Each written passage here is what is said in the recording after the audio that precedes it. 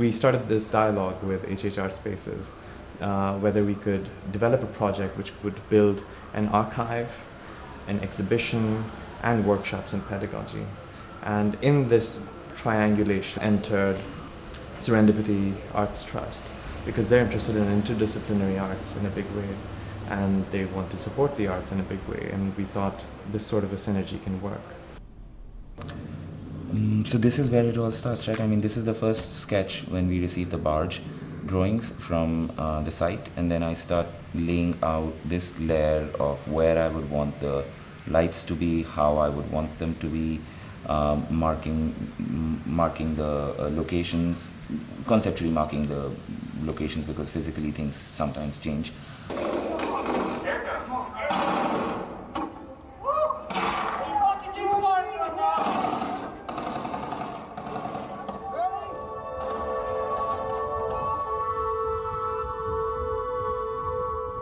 Something like this deep emotion or memory, or not about form, or something coming out, or something breath from outside to inside.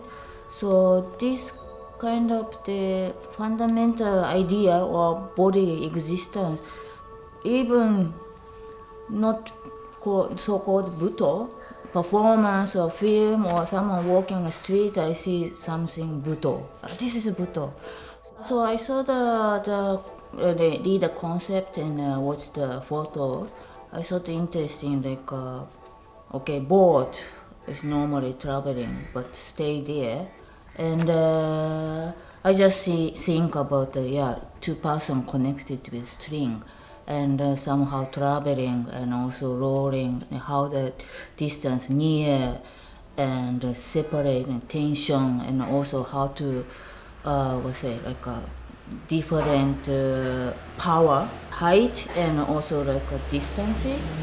I thought could be a lot of possibility.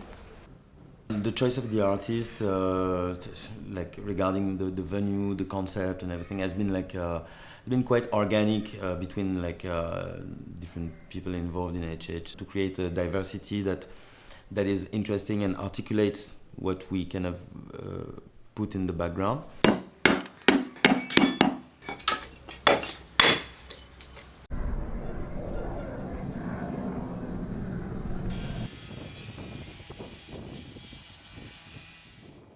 Piece of soil is itself a soul. So how do it come out with performance or as a persona? So I think, okay, let's use my body to make this soil breathe.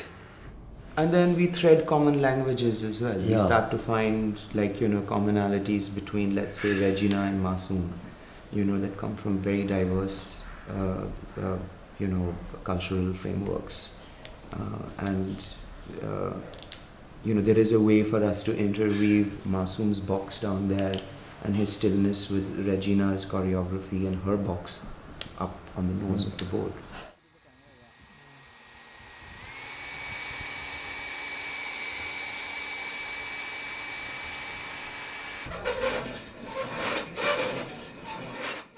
At the end of the day, I think we're really interested in the politics that are played out by a body. For example, I think Diptej is an artist that's going to really represent that for us in this exhibition, because his presence is going to be in the animation of his sculptures as other bodies, living bodies that seem to have life in them, and they're evolving and they're changing and they're morphing, So we enjoy kind of problematizing our relationship with the body as well, and saying, okay, if the body is absent, is it performance? And there begins a conversation.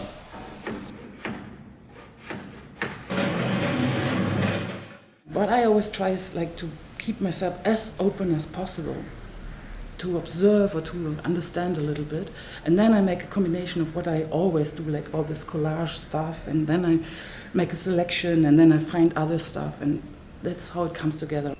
I don't feel separated from other things, and when I perform, it's even stronger. It's coming together.